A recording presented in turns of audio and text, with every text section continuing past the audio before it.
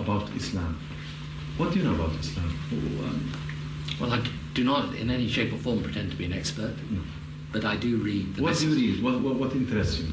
I read the message of the Quran insofar as it can be translated, and I read about Islam, and I enjoy doing that. And I think there's, I've learned things about the Quran that I never knew before, and I think a lot of Christians would be interested. That's one of the reasons I say to you, it would be good if out of this we had some more dialogue and some more faith. And the reason I have to leave you now is because I'm going to meet some religious leaders, both Muslim and Christian and Jewish, upstairs, and in order to discuss with them how we can bring the faiths closer together. So, shukran lal jazeera.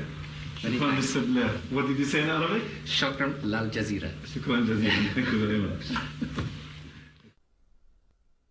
Islam understands its earthly mission to be to extend the law of Allah over the world by force. Now, this is distinct from extending the religion by force. Muslims often indignantly deny that Islam was spread by the sword, as the old expression goes, and that anybody is ever forced to convert to Islam. Now, of course, forced conversions are a constant hallmark of Islamic history, but they are technically forbidden by Islamic law. Now, the idea in Islam is that Muslims must wage war to establish the hegemony of Islamic law. Not everybody will be forced to become Muslim, but the non-Muslims will be relegated to second-class status. They will not be able to live in the society as equals to the Muslims. And it is the responsibility of Muslims around the world to fight to institute that kind of society. While we were in the mosque, the Prophet came out and said, "Let us go to the Jews." We went out till we reached Bait ul-Madras. He said to them, "If you embrace Islam, you will be safe. You should know that the earth belongs to Allah and His Apostle, and I want to expel you from this land. So if anyone amongst you owns some property, he is permitted to sell it. Otherwise you should know that the earth belongs to Allah and His Apostle." The Muslims see the extension of jihad as a war liberating the infidels from their infidelity and a privilege for them to enter in the religion of Islam and to abandon their wrong belief. So jihad is seen as a favor which is given to the infidel population in order to change their ways and convert to the true religion, Islam. It is not for a prophet that he should have prisoners of war and free them with ransom, until he had made a great slaughter among his enemies in the land. You desire the good of this world, the money of ransom for freeing the captives, but Allah desires for you the hereafter, and Allah is Almighty, all-wise. In the Muslim thinking, in the Muslim Sharia, the way the world is depicted is in two houses. It's called Dar al-Islam or Dar al-Harb, the house of Islam or the house of war. So the whole world is under these two houses. If you're not a Muslim, you're under the house of war. Yet in the West, the apologists, Islamic apologists would say, no, that's not accurate. It is the house of peace and the house of Islam. And in fact, that's not accurate. If you look at the hadith and if you look at what comes from the highest jurisprudence in the Middle East, that's what is being taught.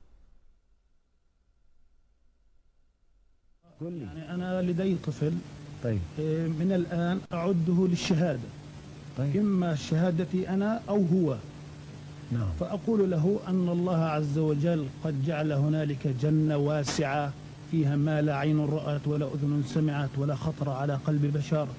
هو بيسألني يعني إذا أنا عملت عملية وفجرت نفسي هل إلي يعني ربنا عز وجل بيعطيني اللي بدي إياه، بيعطيني سيارات، بيعطيني بارودي أطخ فيها، بيعطيني ألعاب. قلت له كل ما تطلب. وهل هذا حصل؟ شيء تطلب وهذا فعلا حصل. وهل حصل بينك وبين ابنك يعني؟ هذا فعلا حصل. نعرف حقيقة لو نمسك الميكروفون مع بعض ودنا نعرف ما هي الإجابة الصحيحة لهذا الطفل عندما يسأل أين أبي أو أين أمي وقد قام كلاهما أو أحدهما في عملية استشهادية. والله الإجابة باختصار لما استشهد سعيد ما حكينا إن هذا شهيد. نعم. ولا تحسبن الذين قتلوا في سبيل الله أمواتا بل أحياء عند ربهم يرزقون. نعم. وسكتنا الأولاد، ولما أجت التلفزيون أظن أبو ظبي نعم. أو غيره قلنا لهم إحنا مستعدين نقدم أولادنا الأربعة. نعم. فطلع هذا الصغير قال وأنا ليش لا؟ وأنا أتمنى أن أكون شهيدا في سبيل الله، وأن أقتل عددا من اليهود والكفار الذين أشركوا بالله ورسوله واتبعوا دينا غير لم يشرعه الله ولم يذكر في القرآن الكريم. نعم. وأنا عمري 12 سنة. ما شاء الله. وأحفظ القرآن الكريم. ما شاء الله. الله يحفظك ويجعلك مجاهد إن شاء الله في سبيل الله. Now, the infidel population are seeing this war as a genocidal war, since as it is described in the Muslim historians of jihad, as well as extremely numerous Christian sources, this war was conducted as in great ferocity. Whole cities were given up to massacres. Entire populations were deported in slavery or massacred. The companion of the Prophet and the second Caliph, Umar, sent the Muslims to the great countries to fight the pagans.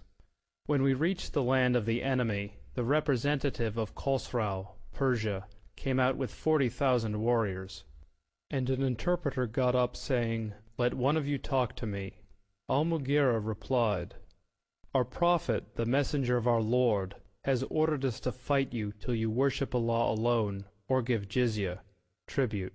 And our Prophet has informed us that our Lord says, 'Whoever amongst us is killed, martyred, shall go to paradise to lead such a luxurious life as he has never seen, and whoever amongst us remains alive shall become your master.'"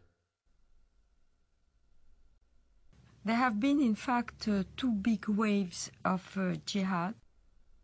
The Arab waves, which started in the 7th century, and in the course of 1 century only, has Islamized a huge territory, mainly Christian territory, from Portugal till Armenia.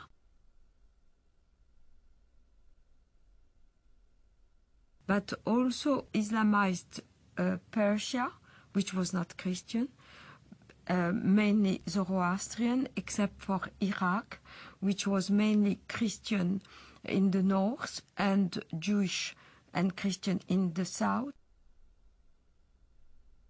The second wave of Islamization started in the 11th century with the Turkish tribes.